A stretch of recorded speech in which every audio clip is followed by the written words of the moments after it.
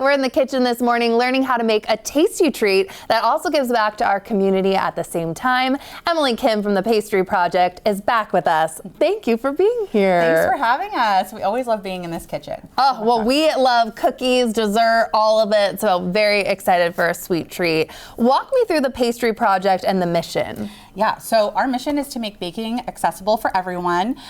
We provide a free baking and pastry training program that we run annually for people with barriers to employment, and then we help graduates get jobs as pastry chefs and bakers after they graduate. And where are you located for people that don't know? So we are really close. We're just right in Pioneer Square, so just south of downtown. Amazing. Yeah. And what are you going to show me how to make today? I'm ready with my gloves today, my apron. So a way that we fund our program is by shipping pastry kits all around the country. So we ship you a box of different ingredients every month to make a different pastry. And this month it is a matcha swirl shortbread. So we're going to show you how to make this cookie and how to roll the dough and get this really fun swirl design. So our kit comes with a shortbread mix, matcha powder from a really awesome local company called Atulia, and then some vanilla bean paste and all of the instructions to make this dough and to And how do you make it to where it's at right now? Yes, so this is just our shortbread mix, which comes in the box, and then some butter, vanilla, and an egg yolk. So it's really simple. It's foolproof. You can't mess it up with the kit. It's so easy. It's really fun with kids. It's fun to just whip up for a party. Like, it's so easy. Okay, so you're splitting it in half. We're splitting it in half once it gets to this stage. It's everything in me to not eat the dough. That's my favorite part. It's really good. I love shortbread dough. And then you are gonna add the matcha powder. So this is again from Atulia. They have a couple of shops in Capitol Hill and in Finney Ridge. So really fun. They import this matcha. Should it go in the bowl? Just goes right in there. Okay. And then pour the matcha, just all of it in there. You can pour as much or as little as you want, depends on how much you love I'm on a real matcha kick right now, so I'm obsessed. And then just squish it all in. It's honestly kind of fun. It's kind of like Play-Doh and just like coloring the dough. It gives it a little bit of like earthy matcha flavor, but it also just gives it a fun green color. How did you pick this matcha shop too to go with? It's just fun. I mean, they're just local. They're so nice. They're actually sampling some of the cookies right now. You can go up to their Capitol Hill shop and actually try them if you just want to taste and see what the kit makes before you buy it. And they make just really fun flavors.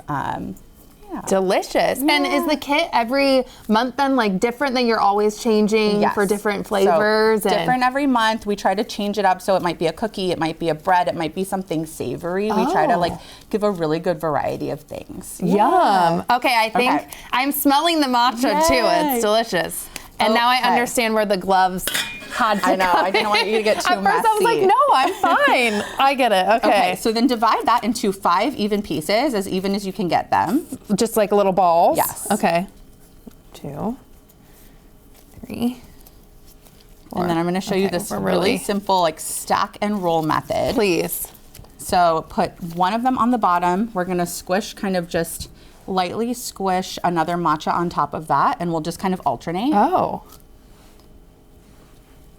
Mine are not very even. I apologize in advance for that. Okay. Wait, this is fun. Okay, this does feel like a Play-Doh, like a little log. And you just kind of squish it down and then start to just roll it into a log. So just like from here, just give it a little roll. Oh. You don't need like a rolling pin or anything, but this is how you get the swirl That's just how you get the swirl. Yeah, this is, we'll see how. Oh wait, it's very pretty. Yeah. The little ombre situation. And just kind of get it to about 2 inches. This looks great. Does that look okay? And that's how it would kind of end. We usually do a little egg wash and sugar. We didn't bring that today. Instead, we brought kind of a already rolled dough, so you can get an idea of what it looks like. Yeah. So on that stage, like you said, you would just put in some egg wash and then a little sugar. Yeah, and you might like refrigerate it or pop it in the freezer just for a few minutes so that it gets nice and hard, so it doesn't get too kind of like wonky or thin. So we'll just pop it in the fridge to make sure it keeps chilled and just keeps its shape. That's a good pro tip. Then you turn it into this. And look at that. It's so easy. It's just a slice and bake. So that's also super simple and really fun. Ooh.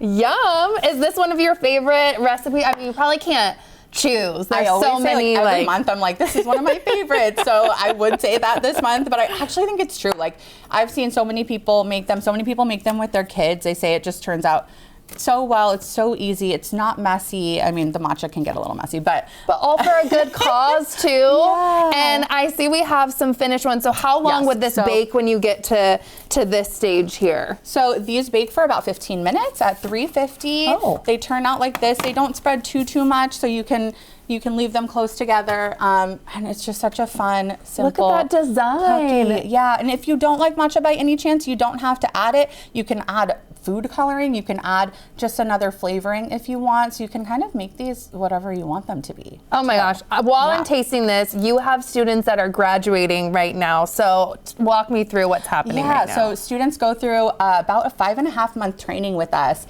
and they learn all of the basics of baking and pastry. They are about 2 weeks from graduating. So they graduate at the end of May. And so we're in the process of helping them find jobs at bakeries all over the region right now. We actually have some students that have already gotten their first baking jobs.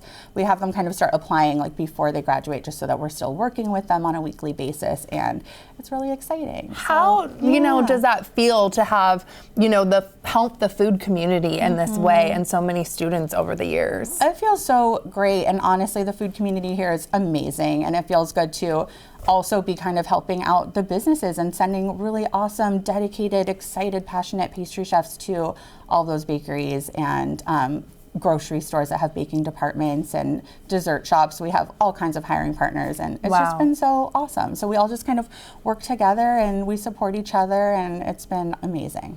So this matcha cookie is delicious. I can taste the shortbread and the matcha. Like I said, I'm on a big matcha kick right now, so I'm absolutely loving this here. And for people, again, you're located in Pioneer Square, and you also have an ice cream soft serve. Tell me when that's opening, because that's one of my favorite things to do. So stay tuned for that. We open at the very end of June, the beginning of July, and we just do a quick 2 months of really delicious, nostalgic soft serve. It's really popular. It's one of our favorite things, and we just serve it right out of our window. So right out of our shop window in Pioneer Square. Sometimes you'll get to see other things going on in the kitchen, bakers baking, alumni coming back to do fun projects, things like that. So, well, you'll see me at the window for sure once it gets warm outside. Thank you so much for being here. Having us. The New Day Northwest Kitchen is brought to you by Safeway.